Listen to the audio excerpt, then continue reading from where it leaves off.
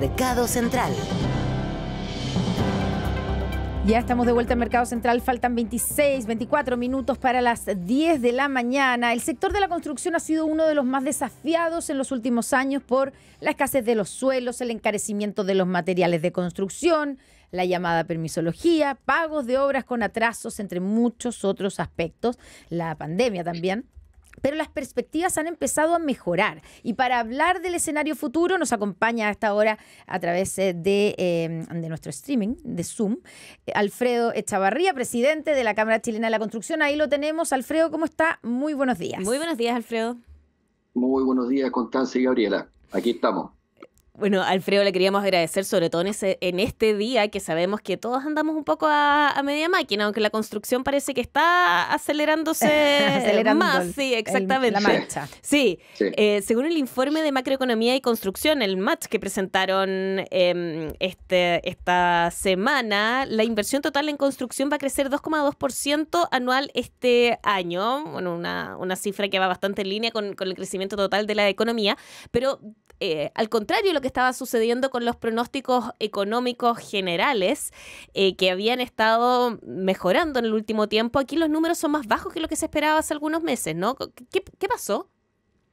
A ver, bueno, primero destacar que tener un número azul, aunque sea bajo, es mucho mejor a tener números rojos. Los últimos 2 años, recordar el 24 y el 23, en lo que es inversión en construcción, tuvimos números negativos, hubo un decrecimiento. Y los años anteriores a eso tampoco fueron muy buenos. Ya venimos en el sector construcción una década con números de crecimiento de la inversión en construcción bajísimos, menos que el PIB, y ni hablar de lo que era hace décadas atrás, que crecíamos en construcción del orden de 5 al 6 y hasta 7% era el crecimiento en inversión en construcción, lo que explicó en gran medida todo el crecimiento del país. Bueno, pero destacar que el número es positivo, un poco más bajo que lo que esperábamos, hay distintas razones, pero es positivo y también vemos con optimismo el del próximo año. Y ese optimismo, porque los números, se espera, digamos, que los números se aceleren a 4,8%. ¿Qué es lo que sostiene esa recuperación y el optimismo que tienen? Bueno, fundamentalmente es la inversión en grandes proyectos de minería y energía. Ahí viene un gran desarrollo de proyectos, muchas ampliaciones de faenas existentes que son del orden de más de 80.000 millones de dólares en 10 años. La inversión que está proyectada, esa es la inversión total, en construcciones del orden de poco más de la mitad de eso. Entonces son volúmenes muy, muy grandes. Y eso ya están partiendo algunos proyectos y eso explica, de hecho, el próximo año más de la mitad de la inversión en construcción productiva viene por el lado de la minería y la energía. Sí. Ya, o sea, son solo para entender, porque uno generalmente como que se imagina la construcción y se imagina edificios y casas.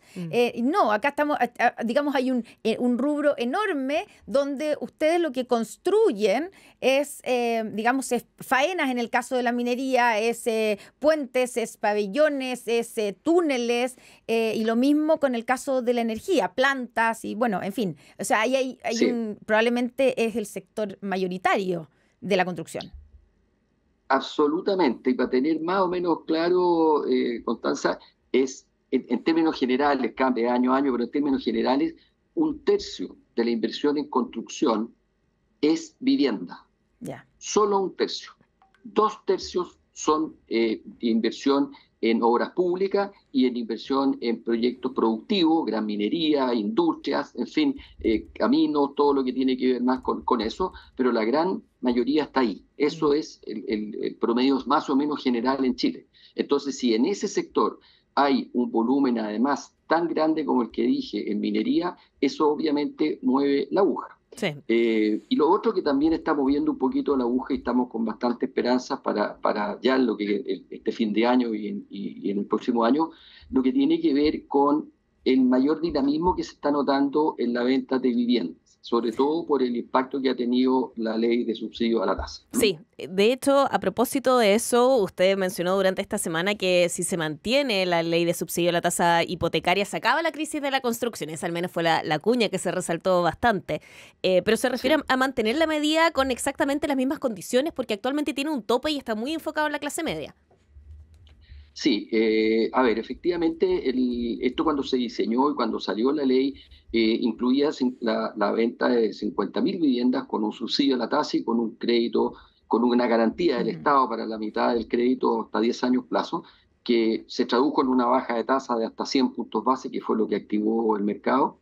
Tiene 50.000 cubos y está diseñada para 2 años de duración. Mm. Eso ha tenido tal impacto que estimamos que va a estar agotado antes de los 8 meses o a los 8 meses de entrar en vigencia. Entonces, Sí. eso revela primero que estaba bien diseñado, que las causas que se pretendieron resolver con eso eran las causas que estaban. Por lo tanto, estimamos, dado el impacto que tiene, dado que la crisis habitacional sigue en cifras muy, muy elevadas, que es absolutamente indispensable hacer una ley 2.0. ¿Y Esto hay que Sí. qué tiene que tener esa ley 2.0? Digamos, en las mismas condiciones y simplemente aumentar la cantidad de subsidios para que más personas puedan acceder a él, o también aumentar el techo del valor de las propiedades que pueden ser adquiridas con estos Claro. subsidios. Sí, yo creo que hay que analizarlo y hay que ir conversando con la autoridad. Nosotros, por supuesto, nos gustaría, hay un stock de viviendas muy, muy, muy grande todavía, hay más de 100.000 viviendas en stock, y entonces hay espacio para hacerla. Obviamente hay que enfocarlo en la gente que más necesita, que Mm. fue el espíritu de la primera ley, bajo 4.000 UF, a lo mejor se puede ampliar un poco hasta 5.000 UF o 5.500 UF, de ahí hacia abajo, y bueno, ver las condiciones, si se puede aumentar un poco el subsidio a la tasa, bien, pero el proyecto tal como está ha funcionado bien, está funcionando bien a una velocidad mucho más rápida, y eso dinamiza no solo la solución de las personas, poder acceder a la vivienda en condiciones que la puedan pagar, sino que va a dinamizar y muy fuertemente el inicio de nuevos proyectos, Claro. que ya estamos viendo por ahí algunos Mm. que empiezan, pero eso va a reactivar la economía de verdad. Ya, o sea, ¿usted le solicitaría, digamos, como presidente del gremio, al gobierno entrante que evalúe una ley de subsidios 2.0? Efectivamente, lo alcanzamos a plantear a las autoridades actuales. Esto fue en septiembre, octubre, tuvimos una conversación, estaban dispuestos a verlo, vino todo el tema de la discusión de la ley de presupuesto, obviamente que lo estuvo enfocado en otra cosa, y Mm. bueno, ya ahora hay que empezar a conversar este tema con las nuevas autoridades, pero las autoridades actuales, el ministro Grau está muy consciente del éxito de esta medida, y también yo creo que debiera estar de acuerdo con que se vea alguna nueva implementación, una 2.0, que eso terminaría por dinamizar el sector. Las cifras estimadas que dimos de poder volver al volumen de venta de la vivienda privada que hemos tenido históricamente en Chile, del orden de 60.000, hay años que se llegó a 65.000 Mm. viviendas, es absolutamente alcanzable el próximo año si es que podemos sacar esta ley 2.0. Sí, es esa la prioridad, porque en la presentación del informe usted también recordó otro conjunto de medidas que, de ser implementadas en el corto plazo, podrían acelerar el proceso de recuperación de la industria. Pero ¿es esta la prioridad, el del subsidio a la tasa, o es otra? En vivienda es esa, en vivienda pública con el presupuesto que hay para el próximo año, y lo que se puede aspirar es a seguir construyendo más o menos lo mismo que se ha estado construyendo en los últimos años, 60.000 viviendas al año, que es una buena cifra, pero recordemos que históricamente llegamos a construir 80.000 y 90.000 viviendas en décadas anteriores, Mm. viviendas sociales me refiero, pero con el presupuesto tal como está, ahí no se puede hacer más aumento en cuanto a cantidad de vivienda. Entonces, por el lado de vivienda, creemos que es la medida que hay que realizar en conjunto con prorrogar permisos de edificación de unas 55.000 viviendas que están venciendo ahora el 31 de marzo, Ah, y que no están para poder, y que no se han construido. no se han construido. Efectivamente, dado el tremendo stock que hemos tenido estos últimos años, que se demora 2 años y medio en vender, no se inician nuevos proyectos, porque en Mm. las inmobiliarias no tiene sentido iniciar un nuevo proyecto si lo vas a terminar y va a ir a sumarse a un stock, no recuperas la inversión. Las inmobiliarias tienen que recuperar la inversión de los proyectos que están construidos y que tienen que vender. Entonces, hay ahí también otra cosa que hacer, que esos permisos prorrogarlos al menos hasta fin de año, por un año más, de modo que empiecen a construirse estos nuevos proyectos con permisos que ya están hechos.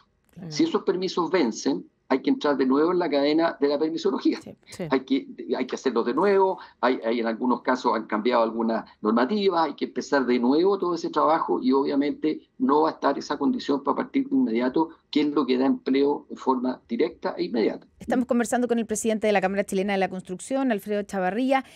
Alfredo, ¿la expropiación del terreno donde se encuentra la toma de San Antonio tiene algún efecto en el ánimo de inversión de los empresarios de la construcción?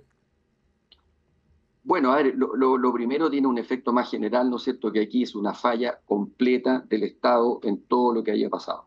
Aquí se pasó a llevar primero el derecho de todas las personas que están en una lista de espera para acceder a su vivienda, personas que tienen el subsidio otorgado. En San Antonio hay miles de personas que están en eso, han hecho la fila, están esperando por años esta toma que no se desalojó cuando ocurrió y que no se ha desalojado después a pesar de todos los dictámenes hasta de la Corte Suprema. Es una falla completa del Estado y una falta de respeto a las personas que están siguiendo la fila y siguiendo lo que hay que seguir. Eso es lo primero. Segundo, y desde el punto de vista de los empresarios de la construcción, porque en el fondo la solución que plantea el gobierno y que ha propuesto es expropiar el terreno y ahí construir, bueno, en una parte construir viviendas sociales, etcétera. Desde el punto de vista de los empresarios de la construcción, ¿cómo se interpreta esa decisión, digamos? A ver, la solución, creemos que hay algunas soluciones que se pueden explorar, pero no la que se está haciendo. Es inaceptable que se haya pasado por arriba del derecho de los propietarios por años, que no se respeten los fallos de la justicia. Eso como Estado es una muy mala señal. Había consideración además que unos números que salieron recién esta semana de un catastro del propio Servio de la quinta región, en que quedó claro que mucha de la gente que está ahí, no toda probablemente, pero mucha de la gente que participó en esa toma no es personas que necesitaran de verdad vivienda por la carencia. Hay las segundas viviendas, claro. Sí, hay de todo. Pero hay de todo. Recordemos que son miles de familias las que vienen ahí. Efectivamente, hay no sé, pero hay 2.000 hogares, entre los cuales hay 1.000 de gente que vive una persona y otros 1.800 y tanto, que no hay nadie, no se ha detectado nadie. Esa gente probablemente con segunda vivienda y con construcciones no precarias. Entonces aquí hay una falla completa. Aquí yo creo que había soluciones que tampoco son razonables dentro de este contexto que se vulneró todo, ¿no es cierto? Pero había una solución que se estaba planteando, que era ver cómo las mismas personas que participaron en esta toma ilegal, con todo lo que ya dije, pudieran ellas comprar. Se intentó, se formaron cooperativas. Eso es una solución, de nuevo, dentro de todo lo ilegal que tiene todo hacia atrás, es una solución más razonable. Pero hacer una expropiación y poner plata del Estado, que va a postergar más la necesidad de las personas que, insisto, en el mismo San Antonio están esperando con su subsidio en la mano acceder a una vivienda, es seguir postergando eso. Entonces es una solución pésima. Estamos conversando con Alfredo Echavarría, presidente de la Cámara Chilena de la Construcción, a propósito del informe de macroeconomía y construcción, el MAT, que contiene algunas proyecciones también para el próximo año. Están dando una mirada más optimista a lo que podría ser también la actividad en 2026 de la construcción. Y quería preguntarle, Alfredo, por el tema de los costos laborales, que se habló también bastante en su minuto en el gremio, al momento también de hablar de la actividad, también se mencionaba, y sabemos que la mano de obra extranjera es bastante importante para el sector. ¿Cómo conversa eso con las medidas que de las que se han hablado para frenar la migración en nuestro país, pensando en el gobierno entrante? Sí. A ver, en primer lugar, en el sector construcción trabaja gente extranjera, obviamente, que ha migrado al país, pero toda la gente que trabaja en nuestro sector es gente que está con su situación regularizada. Nosotros en las empresas constructoras que pertenecemos a la Cámara y también en las que no pertenecen, todas las empresas de mediana para arriba, incluso pymes hacia arriba, todas cumplimos con toda la reglamentación. No hay extranjeros ilegales, no hay empleo informal. El empleo informal que de repente se cataloga en la construcción es el empleo, digamos, de la persona que hace a lo mejor alguna presioncita en su casa, es eso, pero no es la construcción formal. En la construcción formal, tanto pública como privada, todas las empresas que participan tienen a todos sus trabajadores y sus empresas subcontratistas formales. Son personas que ya tienen carnet chileno, digamos, claro, y se les hace imposiciones y todo. Entonces, la parte de la inmigración informal o ilegal no participa en el sector construcción nuestro. ¿Y qué porcentaje de extranjeros, de migrantes tienen en la construcción? En el gremio de la construcción, sí, ¿qué porcentaje hay? Sí. Tenemos un tope de 15%, eso es lo que tenemos por ley que poder tener, y obviamente eso está bastante cerca de estar copado en muchos casos, en muchas empresas está copado en eso. Podrían tener más, digamos, si no hubiera límite, ustedes podrían tener más. Efectivamente podríamos tener más, pero les insisto, no hay trabajadores en situación ilegal. Toda la inmigración ilegal no participa del sector construcción y no están incorporados de ninguna forma. Alfredo, el gobierno enviaría en las próximas semanas, así lo han dicho, el proyecto de negociación ramal al Congreso, aunque la probabilidad de aprobación en la actual administración es baja por los tiempos acotados de tramitación. ¿Lo están incorporando en sus análisis de costos-beneficios de los proyectos de inversión? Bueno, primero creemos que obviamente para poder chequear o hacer el check que cumplieron con el compromiso que tenían, creemos que no tiene posibilidades reales de avanzar. Creemos que no es el momento tampoco para hacerlo cuando tenemos una crisis estructural de desempleo. Llevamos 34 trimestres móviles con la cesantía sobre el 8%, 8,5%. Eso es brutal. En el sector construcción es mucho más grave el tema. Tenemos 700.000 trabajadores en el sector construcción y tuvimos antes y después de la pandemia que se recuperó totalmente el empleo en 800.000.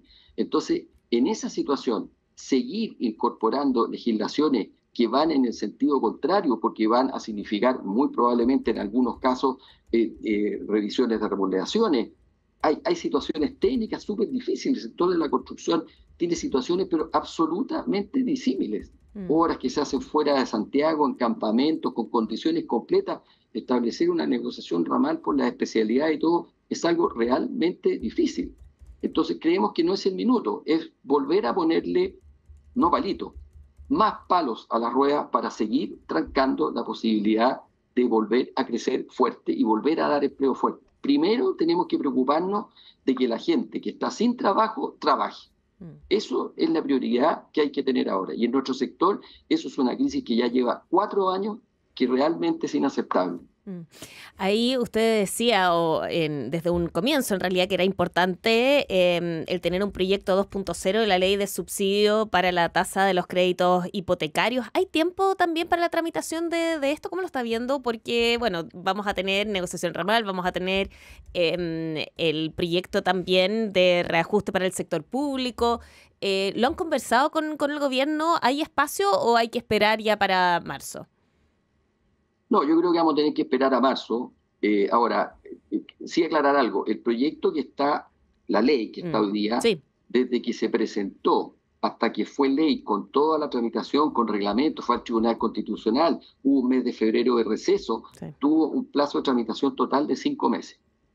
Como esto sería casi una copia de eso con los ajustes que haya que hacer, estimamos que eso debiera tener una tramitación incluso mucho más corta y sobre todo si se le pone urgencia, mucho más corta. Entonces, si uno presenta un proyecto de esa naturaleza en marzo, abril, eso debiera estar a mitad de año ya partiendo y obviamente genera la expectativa y el aspecto de inmediato. Ya quedó probado con el primer proyecto, con la primera ley que está funcionando, que en pocos meses, como le dije, estamos hasta hace 5 días, el último dato que tengo, el 5 de diciembre, van 49.000 solicitudes.